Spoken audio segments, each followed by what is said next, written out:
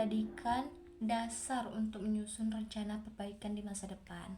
Selanjutnya, tindak lanjut yang bisa dilakukan antara lain peningkatan kompetensi guru melalui pelatihan berkelanjutan yang lebih fokus dan kebutuhan yang praktis.